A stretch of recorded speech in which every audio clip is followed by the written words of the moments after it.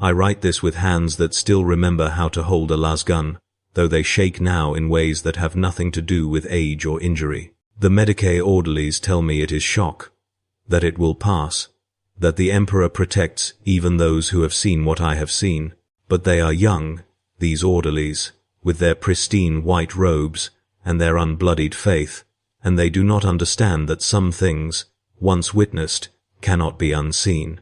Some truths, once learned, cannot be unlearned. My name is Garrett Vross, formerly corporal of the 71st Khalistan Infantry Regiment, and I have been a soldier of the Imperium for 23 years. I have fought on 17 worlds, whose names I can no longer properly pronounce, killed enemies I could not count if I had a century to try, and watched brothers in arms die in ways that would make civilians vomit up their morning rations. I have done my duty. I have held the line. I have prayed the Emperor's prayer before every engagement and thanked him for every breath I took afterward.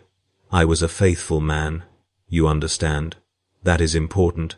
I was faithful. The battle I will recount occurred on a world we were told to call designation Sigma 7, though the locals had called it something else before we arrived, before the administratum renamed it, before we burned their shrines and built new ones. It was a frontier world, barely civilized, its cities more like sprawling mining encampments that had grown tumorous with age. The enemy was a cult that had festered in the underhives, worshipping something the commissars would not name aloud, but that we all knew meant chaos, meant corruption, meant the great enemy that lurked beyond the veil of reality, waiting to devour us all. We had been fighting for 6 weeks when it happened. 6 weeks of grinding urban warfare, room to room, tunnel to tunnel, every corner potentially hiding a cultist with a jury-rigged explosive or a rusted blade dipped in toxins that would rot your flesh before the Medicae could even diagnose the poison. The air tasted of promethium smoke and the particular copper-sweet stench of mass death in an enclosed space. At night, when the shooting stopped long enough for us to catch a few hours of rest, you could hear prayers echoing from both sides of the line, ours to the Emperor, theirs, to whatever dark gods they had pledged their souls to. I led a squad of 9 men and women, all veterans like myself, all hard as the rockcrete we fought through. There was Mikhail, who had lost his left eye on Gorgon Prime but could still shoot straighter than men with 2. Sarah, who never smiled but sang the hymnals in a voice so pure it made grown soldiers weep.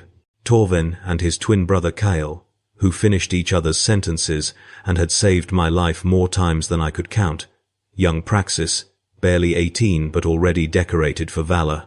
Wendra, our Vox operator, whose calm voice coordinating fire support had pulled us out of more ambushes than I wanted to remember. Holt, the squad's heavy weapons specialist, who carried his auto-cannon like other men carried lasguns. Yana, our medic, whose gentle hands had closed the eyes of more dead men than she had ever saved. And Drace, the quiet one, who rarely spoke, but whose instincts in combat bordered on precognitive.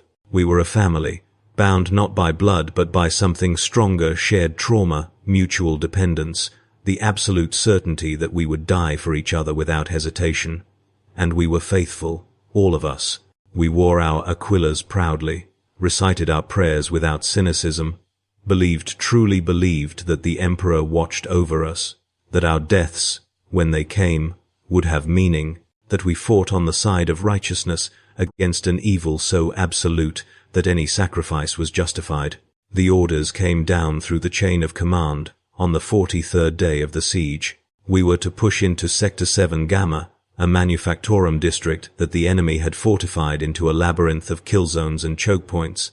Intelligence, and I use that word loosely, as intelligence in urban warfare is often nothing more than guesswork dressed up in official language, suggested that the cult's leadership had entrenched themselves in the central cathedral, a massive Gothic structure that had once been dedicated to the Emperor, but now flew banners we could not look at directly without feeling our gorges rise. The plan was simple, in the way that all military plans are simple when described by officers who will not be doing the actual fighting. 3 companies would assault simultaneously from different vectors, overwhelming the enemy's ability to respond, pushing them back into a killing ground where our armor and artillery could finish them. Our squad was assigned to Company B, Eastern Approach, tasked with clearing a series of hab blocks that would serve as a staging area for the final push. We moved out at dawn. Though dawn on Sigma 7 was a relative term, the sun barely penetrating the smoke that hung over the city like a funeral shroud. The streets were empty of civilian life. They had either fled or been killed or, worse, had joined the cultists in their madness. Our boots crunched on debris and spent shell casings, the sound echoing off walls pocked with las fire burns and bullet holes. "Contact ahead," Drace whispered into the Vox, his voice barely audible even through our helmets. He was on point, 20 meters ahead of the main group, and his instincts had never been wrong. We dropped into cover automatically, weapons up, eyes scanning for targets. They came from the windows and doorways, cultists in ragged clothing marked with symbols that hurt to perceive, screaming prayers to their dark gods as they charged with a fanaticism that defied self-preservation.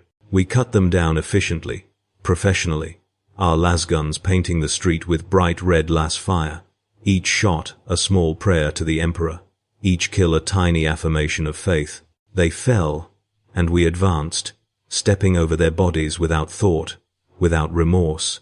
They were traitors, they were heretics, they deserved nothing but death. But as we pushed deeper into the sector, I began to notice something wrong. It was subtle at first, easy to dismiss as combat fatigue or the psychological strain of prolonged warfare. But it grew with each hour, each block we cleared. The Emperor's presence, that warm certainty that filled a faithful soldier's chest during battle, the sense of divine protection that made even the most terrifying combat bearable, it was dimming.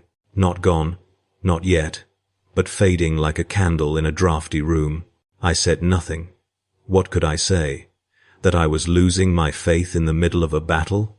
That the God Emperor's light seemed weaker somehow, more distant? Such thoughts were dangerously close to heresy, and I had seen what happened to soldiers who voiced doubts. The commissars were understanding up to a point, but that point was measured in millimeters, and beyond it lay only the Emperor's mercy delivered via bolt pistol to the back of the head. We reached our objective by mid-afternoon, a 5-story hab block with good sightlines and defensible positions. Wendra established Vox contact with command, reporting our success, while the rest of us set up fields of fire and checked our ammunition. Young Praxis was grinning, high on combat adrenaline, talking about the kills he had made with all the enthusiasm of someone who had not yet learned that each death, even an enemy's, cost you something you did not get back. "We're making good time," Torvin said, cleaning his lasgun with practiced efficiency. "At this rate, we'll be toasting the Emperor in that cathedral by tomorrow night."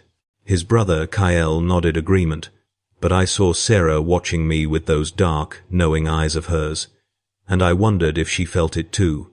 This strange absence, this growing cold where warmth had always been. The cultists counterattacked at dusk, and that was when things began to truly unravel. They came in numbers that defied our intelligence estimates, flooding the streets like a tide of corrupted flesh, and among them were things that should not have existed outside of nightmares. I had fought mutants before, seen what chaos could do to human flesh, but these were different. These were fresh transformations, as if the warp itself was bleeding through into reality with increasing ease, reshaping bodies according to geometries that made my eyes water and my stomach heave.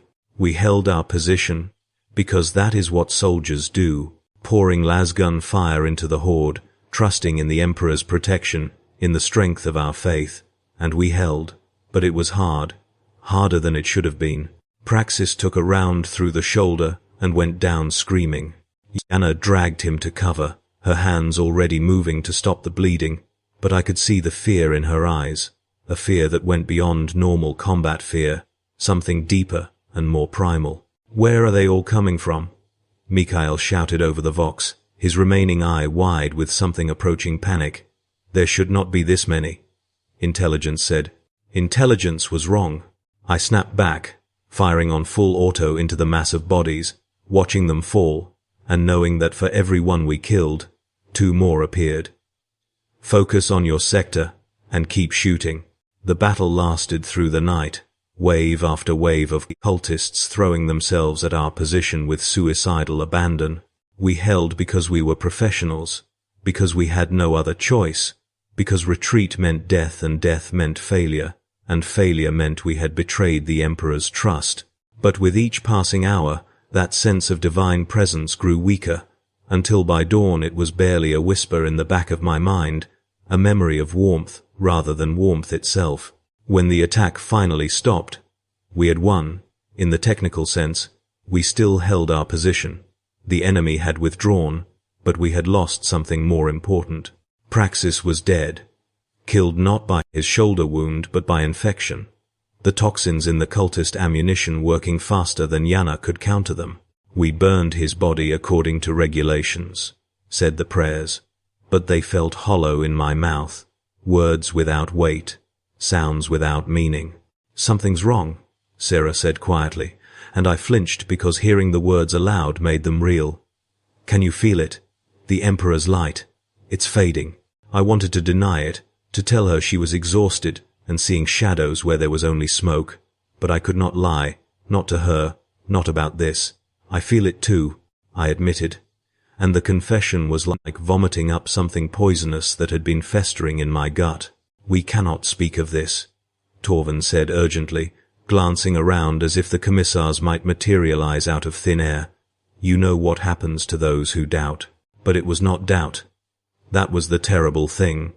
It was observation. It was empirical reality. The Emperor's presence, which had been a constant in my life since I first joined the Guard, which had sustained me through battles that should have broken my mind and body, was fading. Not my faith in it, the thing itself. Command voxed new orders at dawn. Continue the advance, link up with Company A to the north, prepare for the final assault on the cathedral.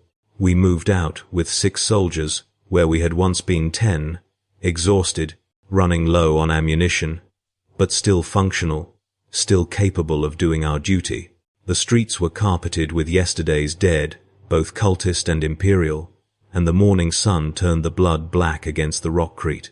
The second day of the push was worse than the first. The cultists seemed to have grown stronger somehow, more coordinated, their attacks more focused, and those things among them, those mutants and twisted horrors, they were multiplying, becoming more common, as if the barriers between reality and the warp were thinning with each passing hour. But more than that, I could see the change in my squad, in myself, the certainty that had always sustained us in combat, the absolute knowledge that we fought for something righteous and true. It was crumbling. Mikhail's hands shook when he fired his weapon. Wendra's voice over the vox had lost its calm confidence. Even the twins, always so synchronized, so certain, moved with hesitation, their instincts clouded by something that felt terrifyingly close to fear. We reached the link-up point by midday, a burned-out administratum building that offered temporary shelter and a chance to regroup with Company A. But when we arrived, we found only corpses and silence. Company A had been annihilated, torn apart by something that had left the bodies in pieces too small to properly identify. The only survivor was a commissar, and he had eaten his bolt pistol rather than face whatever had destroyed his company. We should fall back, Kyle said, and I heard the tremor in his voice, the edge of panic that I had never heard from him before. This is wrong. All of this is wrong. We need to retreat and regroup.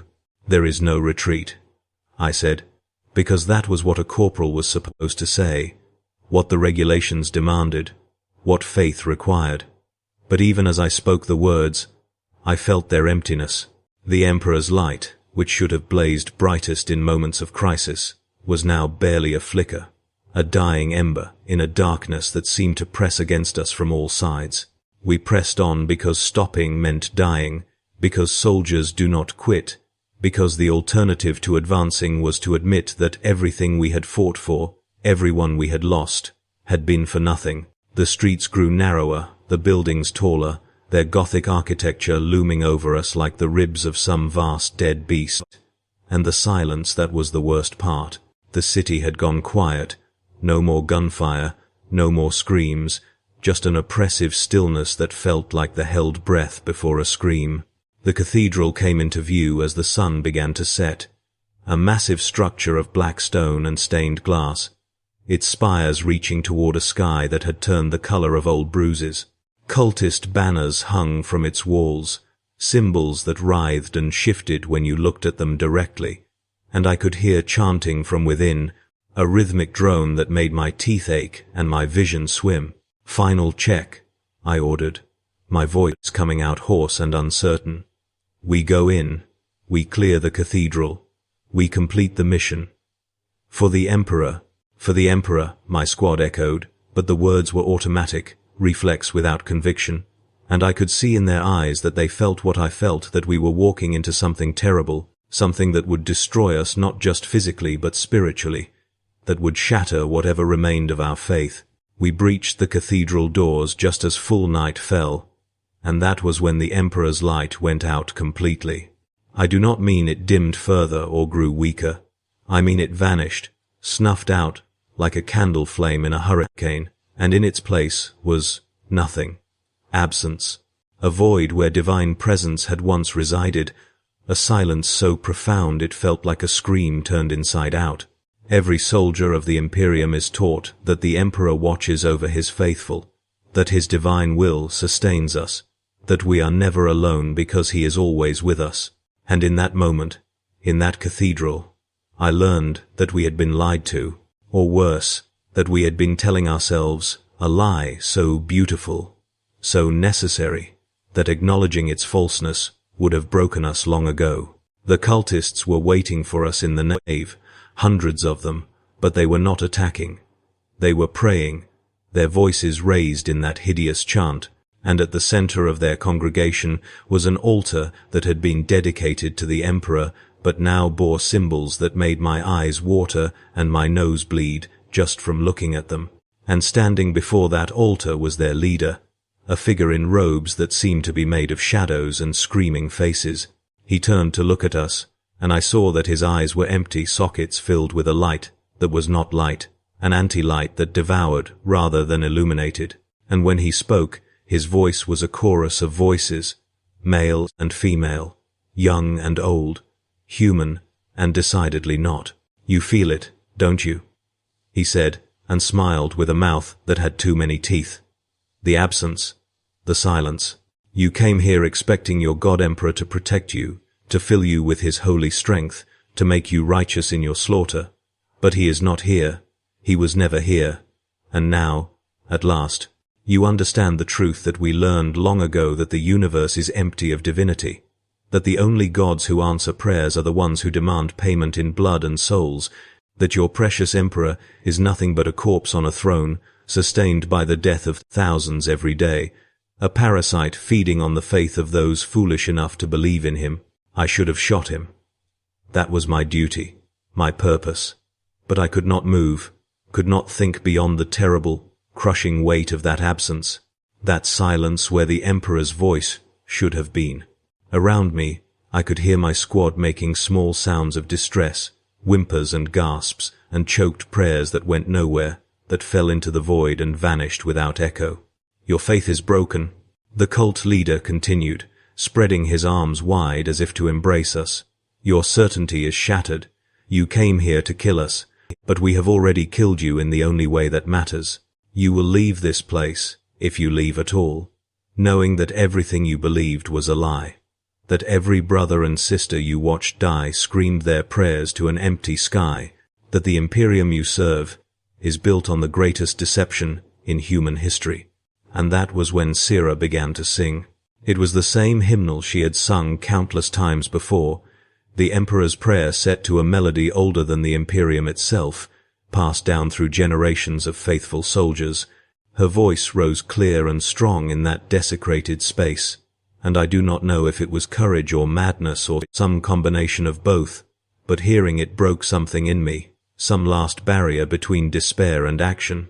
I raised my lasgun and fired, and the shot took the cult leader in the chest, burning through his robes and the flesh beneath. He staggered but did not fall. and his laughter was like glass breaking inside my skull. "Now we fight," I said, and my voice was steady even though my hands were not, even though I knew with terrible certainty that there was no divine presence watching over us, no emperor to grant us strength or courage, or even the mercy of a quick death. We fight because that's what we do. We fight because we're soldiers. We fight because the alternative is to surrender to these bastards, and I would rather die on my feet than live on my knees. And we fought. It was the hardest battle of my life, not because the enemy was particularly skilled or numerous, but because we fought without faith, without the sustaining warmth of divine certainty, without the knowledge that our sacrifice meant something beyond mere survival. Every trigger pull was a conscious choice made in the teeth of absolute nihilistic horror. Every step forward was an act of will against a despair so profound it felt like gravity. Mikhail died first, torn apart by something that had too many limbs and moved too fast to track. Wendra went next, her throat cut by a cultist she never saw coming, her last Vox transmission a gurgle that would haunt my nightmares forever. The twins fell together, as they had lived, protecting each other to the last, their bodies making a barrier that bought the rest of us precious seconds to reach better cover. We killed them all. Every cultist in that cathedral we put down with lasgun fire and grenades, and, when ammunition ran low, with knives and rifle butts and sheer desperate violence. We killed their leader 3 times before he stopped getting back up, and we burned his body until there was nothing left but ash and the smell of cooked meat. We tore down their banners and smashed their altar, and did everything that soldiers are supposed to do when clearing a heretical stronghold. But we did it without faith. We did it in the silence where the Emperor's voice should have been. We did it knowing that our prayers were just words, our symbols just metal and cloth, our certainty nothing but a comfortable lie we had told ourselves to make the horror of existence bearable. When it was over, only 3 of us remained, myself, Sarah, and Holt, who had lost his left arm but somehow kept fighting, somehow kept pulling that autocannon trigger even as he bled out onto the cathedral floor. We stood among the corpses, breathing hard, covered in blood and worse, and tried to process what we had learned. "What do we tell them?" Sarah asked, her beautiful singing voice now raw and broken. "When we get back, what do we say?" "We lie," I said, "because what else could we do? We tell them we won. We tell them the Emperor was with us. We tell them whatever story will keep them fighting. Because if the truth gets out, if everyone learns what we learned in this place, the Imperium will collapse in a day. Can you do that?" Holt asked, his remaining hand pressed against his mangled arm, trying to slow the bleeding that we all knew would kill him within the hour. "Can you lie like that, knowing what you know?" "Can I do anything else?" I replied, and it was not a rhetorical question but a genuine plea for an answer I knew he could not give. We left the cathedral as dawn broke over Sigma 7, 3 soldiers where a squad of 10 had entered, carrying wounds that would never fully heal. Holt died on the march back to our lines, bled out despite everything Sarah and I tried to do to save him. We burned his body according to regulations, said the prayers that meant nothing, and continued on. When we reached our lines, we reported success. The cult was broken, their leadership eliminated, the cathedral secured. We were decorated for valor, promoted for exceptional conduct under fire, held up as examples of the Guard's finest. And we accepted it all with numb faces, speaking the words that were expected, performing the roles that soldiers must perform. But at night, when I close my eyes, I am back in that cathedral, feeling the terrible silence where the Emperor's voice should be, understanding at last the true horror of the Imperium, not that it fights against chaos, but that it might be fighting for nothing at all, that the God Emperor we pray to might be nothing but a lie we tell ourselves, to justify the endless grinding slaughter of an empire built on bones and faith, and desperate, terrified hope. The Medicae orderlies do not understand why I shake, why I wake screaming, why I flinch when the priests come to offer prayers and blessings. They think it is simple combat trauma, the kind that time and rest will heal. But I know better. I know that what broke in that cathedral cannot be fixed, that the faith we lost cannot be recovered, that once you have felt the Emperor's light fade and die, you can never believe in it the same way again. Sarah comes to visit me sometimes, though we do not speak of that night, of that battle, of the terrible truth we learned together. We just sit in silence, two soldiers who once believed and now know better, who must carry the weight of that knowledge for the rest of our lives, who must watch others pray and fight, and die with the same faithful certainty we once possessed and can never reclaim. The Imperium continues. The war goes on. Soldiers still fight and die, believing that the Emperor protects, that their sacrifice has meaning, that they serve something greater than themselves. And perhaps that is how it must be. Perhaps the truth would destroy more than it could save. Perhaps the lie is necessary, the only thing standing between humanity and absolute annihilation. But I know what I felt in that cathedral. I know what happened when the Emperor's light faded on the battlefield. And I know that we do not fight because we are protected by divine will, because some cosmic deity watches over us and grants us strength. We fight because we are too stubborn to surrender, too proud to admit defeat, too afraid of the alternative to do anything but keep pushing forward into the darkness, and maybe, in the end, that is enough. Maybe the absence of faith does not matter if the action continues. Maybe we can be soldiers without gods, fighters without divine purpose, killers without cosmic justification. Maybe the horror is not that the Emperor's light faded, but that we kept fighting anyway, that we learned we did not need his blessing to do what we had always done. Or maybe the real horror is that I still do not know which would be worse, to fight for a lie or to fight for nothing at all. I write this not as confession or testimony, not seeking absolution or understanding, but simply to put words to the experience, to make concrete something that feels too terrible to remain only in memory. Somewhere out there, other soldiers are fighting other battles, praying other prayers, believing with the same certainty I once possessed. And I envy them. I envy them their faith, their ignorance, their ability to look at the universe and see divine purpose instead of infinite, indifferent void. The Emperor protects, they say. The Emperor watches over his faithful. The Emperor grants strength to those who serve. But I have been to the place where his light faded, where the silence swallowed prayers whole, where the absence of divinity was a physical weight pressing down on my soul. And I know the truth that the Imperium cannot acknowledge, that would shatter its foundations if widely known. The Emperor's light does not fade because it was never really there. What we called his presence was nothing but our own desperate hope reflected back at us, our own will to survive dressed up in religious language, our own strength that we attributed to something external, because accepting that we were alone in the universe was too terrifying to contemplate. We are alone. We have always been alone, and we will continue to fight and die, alone, in the darkness, for an empire that survives not because of divine blessing but because of human stubbornness, because of our refusal to surrender, even when surrender would be rational, because of our ability to create meaning where none exists, and then die for those self-created meanings as if they were handed down by gods. That is what happens when the Emperor's light fades on the battlefield. You learn that it was never light at all, just the fire you yourself were carrying, reflected in the eyes of your brothers and sisters, mistaken for something greater because the alternative was unthinkable.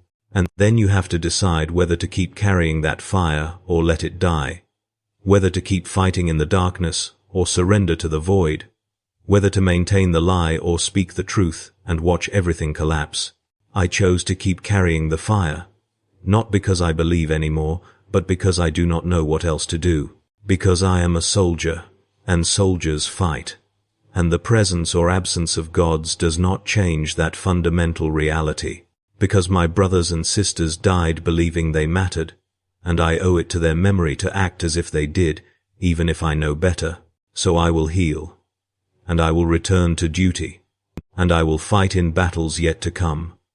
I will speak the prayers and wear the symbols and perform the rituals that are expected, and inside, In the place where the Emperor's light once burned, there will be only darkness and silence, and the terrible, liberating, horrifying knowledge that I am on my own, that we are all on our own, that the universe does not care whether we live or die or what we believe while doing either.